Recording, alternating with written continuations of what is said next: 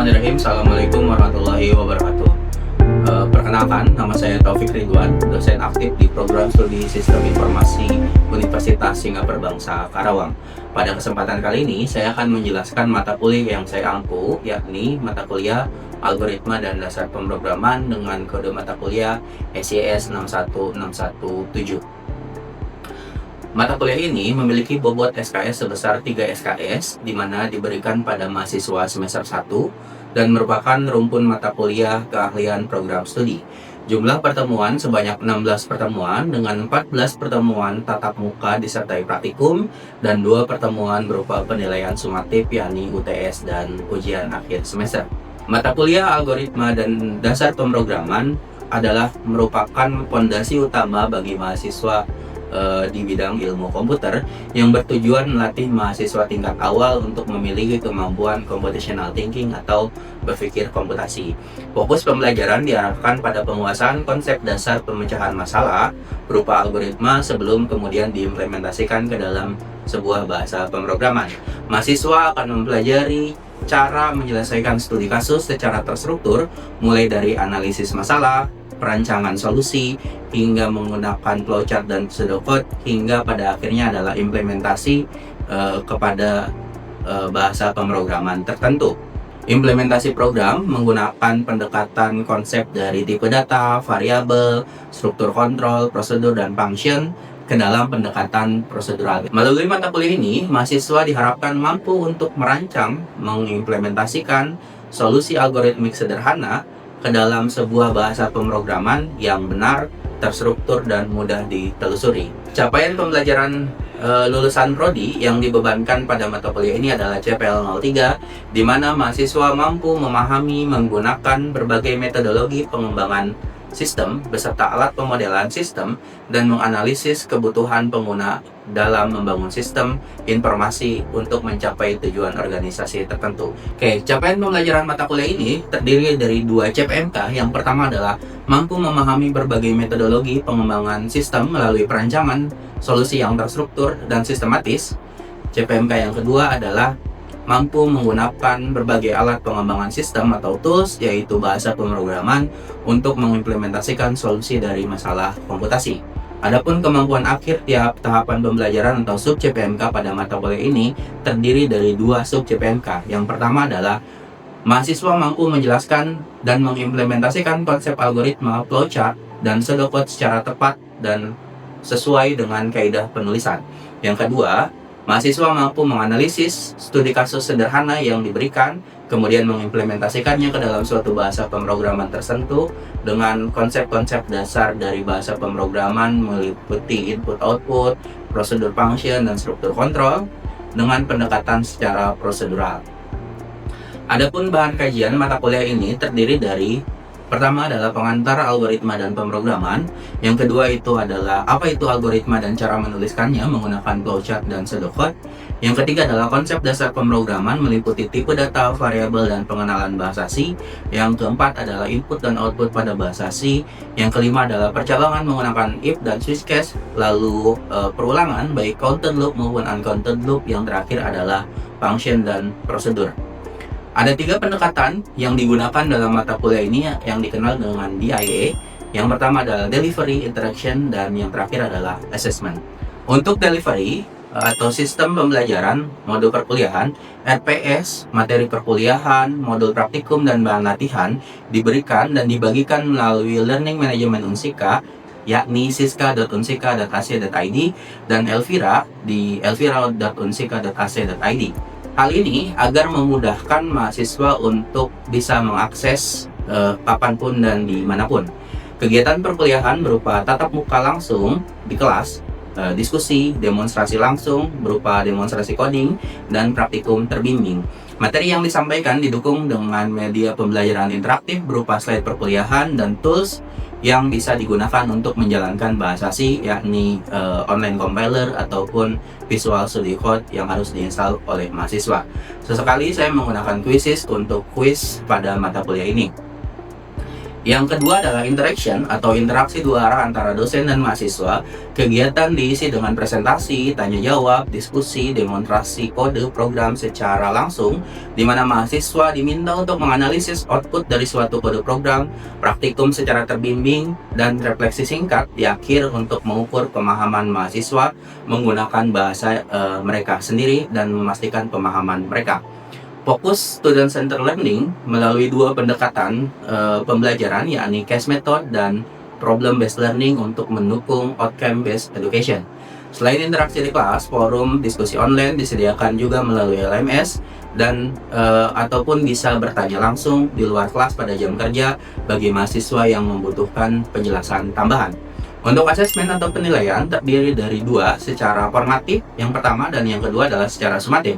Secara formatif terdiri dari tugas individu ataupun kelompok berupa menganalisis solusi hingga implementasi kode program atas suatu permasalahan tertentu.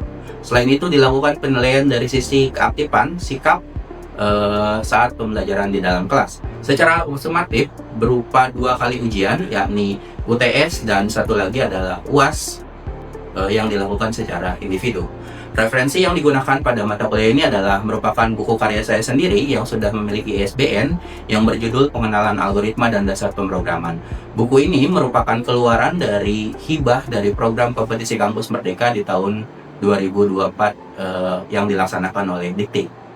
Referensi lainnya adalah berupa forum, diskusi online di internet tentang bahasa pemrograman, khususnya bahasa pemrograman C, seperti geeksportsgeek.org ataupun sumber pembelajaran lainnya yang bisa diakses oleh mahasiswa. Baik, berikut video proses pembelajaran pada mata kuliah algoritma dan dasar pemrograman dengan materi pertemuan 3 tentang konsep dasar pemrograman, tipe data, variabel, dan pengenalan bahasa C. Mari kita saksikan bersama. Bismillahirrahmanirrahim. Assalamualaikum warahmatullahi wabarakatuh. Waalaikumsalam. Selamat pagi teman-teman semua. Oke, hari ini kita akan kembali di pertemuan ketiga di mata kuliah algoritma dan dasar pemrograman. Materi kita pada hari ini kita akan membahas tentang apa itu tipe data, variabel, dan sedikit pengenalan bahasa C. Jadi materi pertemuan ketiga ini adalah pengantar dari pemrograman menggunakan bahasa C. Ada tujuan pembelajaran yang akan dibahas atau setelah mengikuti pertemuan ini, mahasiswa diharapkan untuk mampu. Yang pertama itu adalah menjelaskan jenis-jenis tipe data dasar di bahasa C, ada integer, float, karakter, double, dan sebagainya, beserta kegunaannya. Yang kedua adalah mendeklarasikan dan menginisialisasi variabel. Yang ketiga adalah menerapkan operator. Yang keempat adalah menjelaskan struktur dasar pemrograman bahasa C. Dan yang terakhir, setelah mengikuti pertemuan ini, teman-teman diharapkan mampu menjalankan program sederhana menggunakan bahasa pemrograman C. Serangkaian proses ini, kalau kita review di pertemuan sebelumnya, itu ada 5 tahapan. Jadi, saya analogikan seperti teman-teman buat kue. Nah, sebelum teman-teman buat kue, maka teman-teman harus yang pertama adalah defining the problem. Jadi teman-teman harus nentuin tuh kira-kira kue apa yang teman-teman mau buat. Apakah kue voluta ataukah kue brownies dan lain sebagainya. Nah, setelah teman-teman clear problemnya itu apa, teman-teman buat nih creating an algorithm. Jadi teman-teman buat tuh langkah untuk membuat kue itu. Jadi algoritma itu adalah step by step teman-teman menyelesaikan suatu permasalahan. Baru masuk ke tahapan nulis kode program, atau kalau di tahapan membuat kue, maka teman-teman sudah tahu resepnya, tapi teman-teman nggak pernah ngelakuin buat kuenya. Bakal jadi nggak kuenya? Enggak kan? Jadi kuenya ya cuma jadi resep doang. Nah, kalau teman-teman punya algoritma, tapi teman-teman tidak coding, lihat buat programnya, maka ya cuma jadi kue doang. Jadi cuma jadi resep doang, nggak pernah jadi kuenya. Tahapan yang ketiga ini adalah teman-teman membuat kuenya atau teman-teman menulis kode pemrogramannya. Tahapan yang keempat adalah testing and debugging. Nah, setelah kuenya jadi, teman-teman cicipi kan? Kuenya enakkah atau enggak kah? Tahapan yang terakhir adalah tahapan deployment, di mana kuenya ini bisa disajikan. Jadi ini adalah tahapan bagaimana teman-teman sebuah program komputer ini dibuat. Dimulai dari mendefinisikan masalah sampai kemudian si program itu bisa dideploy atau diberikan ke si pengguna. Jadi aplikasi ini tuh nggak ujug-ujug ada di teman-teman melalui serangkaian proses. Tipe data itu bisa kita analogikan sebagai jenis wadah yang menentukan apa yang bisa disimpan dalam wadah tersebut. Itu analoginya. Jadi jenis wadahnya kita namakan sebagai tipe data.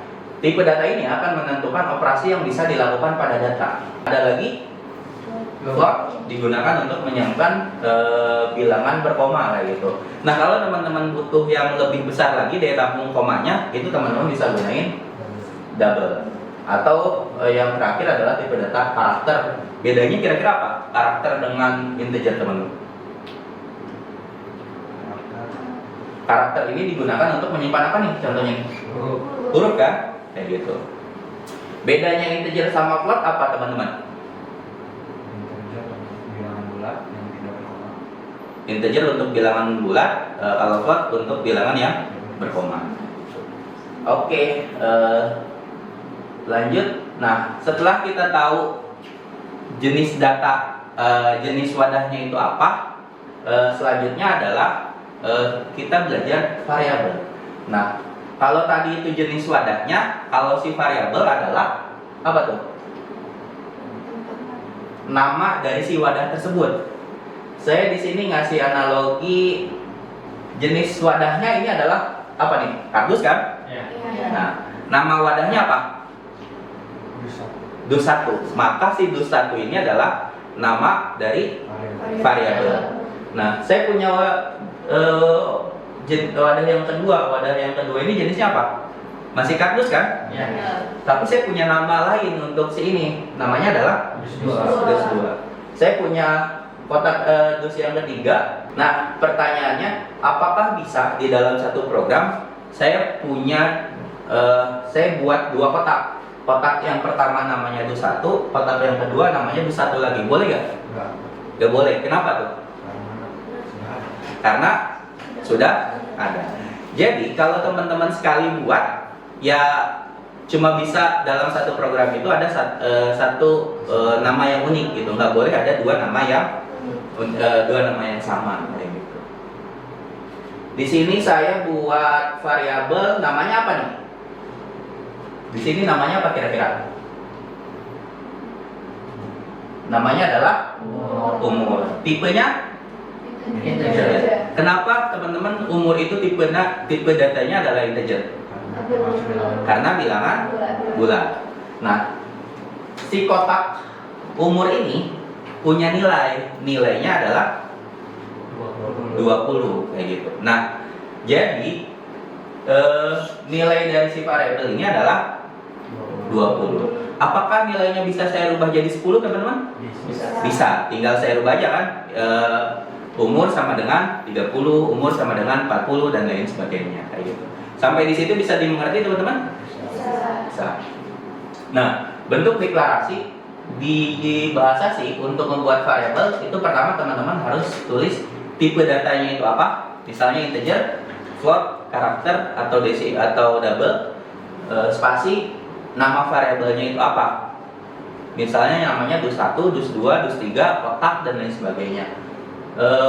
Bisa ngisi kayak gini sama dengan nilainya tuh berapa, misalnya nilainya 10 dan lain sebagainya. Berarti di sini saya buat integer. Kenapa saya buat integer dulu, teman-teman, di sini? Karena tipe datanya saya mau bilangan bulat. Integer, spasi, umur. Umur ini apa nih, teman-teman? Variabel. 20 adalah nilai dari si variabel tersebut kayak gitu. Integer. Ini adalah aturan penamaan dari variabel di bahasa C. Pertama, itu diawali dengan huruf atau underscore. Ini boleh kombinasi huruf angka atau underscore, bersifat case sensitif. Jadi kalau saya punya variabel namanya umur, huruf kecil semua, dengan umur U-nya gede, itu dua hal yang sama atau beda? Beda. Karena sifatnya adalah case sensitif. Yang kedua, yang selanjutnya adalah deskriptif, mencerminkan isi datanya. Kalau mau nyimpan umur ya umur lah, teman-teman. Nama variabelnya, jangan nama variabelnya itu adalah berat badan, kan jadi gak nyambung kayak gitu. Jadi deskriptif. Yang nggak boleh itu apa? Diawali dengan pertama angka. Yang kedua mengandung spasi, simbol khusus, pagar, minus dan lain sebagainya, itu nggak boleh. Menggunakan kata kunci yang sudah ada di bahasa asing itu. Nanti kata kuncinya saya perlihatkan. Dan yang terakhir adalah ambigu atau tidak bermakna. Misalnya nama variabelnya S1 atau tem2 atau apa yang tidak bermakna, sebaiknya dihindari. Ini teman-teman, saya punya variabel namanya itu 2 nilai. Ini boleh nggak teman-teman? Tidak boleh. Mubarak, kira-kira kenapa nggak bolehnya? Karena dia diawali dengan angka, Pak. Diawali dengan angka. Iya. Kenapa kalau diawali dengan angka nggak boleh? Jadi nanti dia tidak terdefinisi di program. Oke, betul. Itu nggak boleh diawali dengan angka seperti ini. Nah ya, tadi kan saya bilang bahwa tidak boleh menggunakan kata kunci yang sudah miliknya si bahasa C. Kata kuncinya itu apa aja? Ada auto, break, sampai terakhir itu unsigned. Teman-teman nggak perlu ngapalin ini, itu akan tahu dengan sendirinya kok teman-teman. Saya mau tanya teman-teman, saya boleh nggak namain variabel ini dengan sum atau sum? Boleh nggak? Boleh. Boleh. Kita lihat sum itu ada nggak sih di identifier yang sudah dipesan Java, ada sum nggak? Nggak ada kan? Ya. Maka kalau saya namain variabel itu sum, boleh nggak? Boleh. Kalau saya namain variabel itu 3 bil, boleh nggak? Tidak boleh. Tidak boleh. Saya boleh nanya ke Citra mungkin, kira-kira kenapa ini tidak boleh? 3 bil ini nggak boleh? Karena gak ada di sebelumnya. Di aturannya. Iya, di aturannya. Di aturannya itu tidak boleh diawali dengan angka kayak gitu. Maka 3 bil ini teman-teman nggak boleh bikin variabel namanya itu 3 bil. Kalau mau bil 3 itu boleh, karena awalnya itu adalah bukan angka, atau awalnya itu adalah huruf. Saya mau bikin variabel namanya char, boleh nggak? Boleh. Boleh. Tidak Boleh. Tidak boleh. Kita lihat teman-teman, char itu ada nggak di sini? Oh, ada. Ada nggak? Ada chart. Mana ya? Ini ya? Iya. Oke, maka kalau saya namain variabel itu namanya char, boleh nggak? Tidak boleh. Tidak boleh, karena ini itu adalah keyword yang bawaan dari si bahasa C. Maka chart ini nggak boleh. Silakan teman-teman buka online compiler di Google, ketik saja online compiler bahasa C. Saya di sini pakainya online GDB. Ini komentarnya saya. Oke, kita coba eksekusi teman-teman.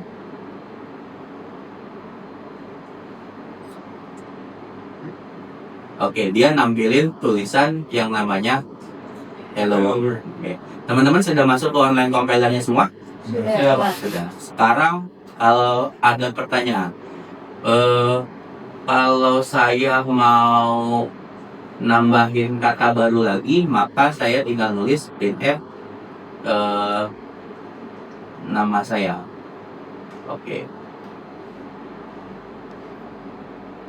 Nah, di sini tulisan nama saya itu nyambung ya teman-teman ya. Kalau saya mau buat garis baru, di sini saya pakai backslash and, maka muncul dong ke hello world nama saya apa gitu. Nah, tugas teman-teman kalau saya mau nambahin output baru lagi, misalnya unsika, kira-kira bagaimana? Silakan teman-teman ditambahkan output baru lagi. Hanya bahasa C ya teman-teman yang di layar ini. Oke. Boleh diangkat ini? Pilih dulu bahasanya. Bahasa C ya. Nah, di sini kan tulisan unsikanya masih nyambung. Sekarang tulisan unsikanya ke bawahin gimana?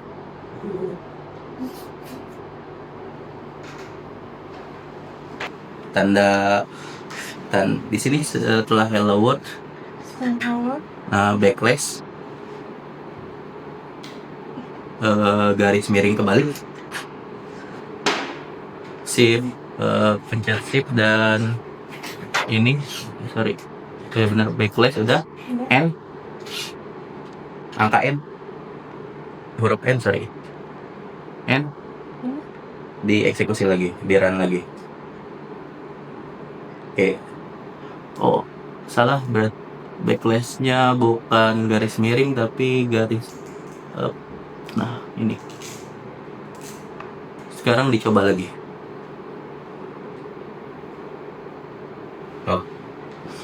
Oh, belum garis miring ya. Oh. Nah, sekarang udah.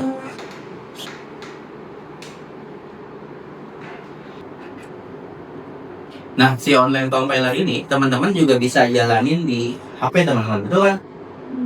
Di HP juga bisa dijalanin, atau di iPad atau di tablet juga bisa dijalanin. Bisa nulis nama teman-teman, berarti diawali dengan printf, terus kutip 2, ditutup lagi kutip 2, tutup kurung tutup sama titik koma. Ya, betul. Oke. Ini bisa ini pakai sorry.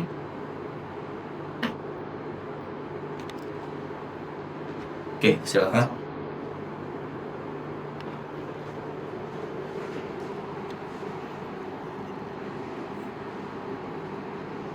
Hari ini kita sudah belajar cara nulis program sederhana menggunakan bahasa pemrograman C. Cukup gampang ya untuk nampilin output, teman-teman pakai yang namanya printf kayak gitu. Tinggal printf, output yang mau dihasilin itu apa, selesai gitu. Ini adalah contoh program lain kali variabel. Maka teman-teman yang pertama, teman-teman ini adalah contoh program sederhana bagaimana teman-teman buat luas dan keliling pada persegi. Maka yang saya lakukan adalah pertama itu saya adalah kalau codingannya kosong, saya buat variabel persegi itu variabelnya apa aja kira-kira ya? Sisi. Terus itu ada integer keliling, terus ada integer luas. Maka seperti itu tuh teman-teman. Maka teman-teman buat variabelnya terlebih dahulu. Di sini langsung saya. Nah, setelah teman-teman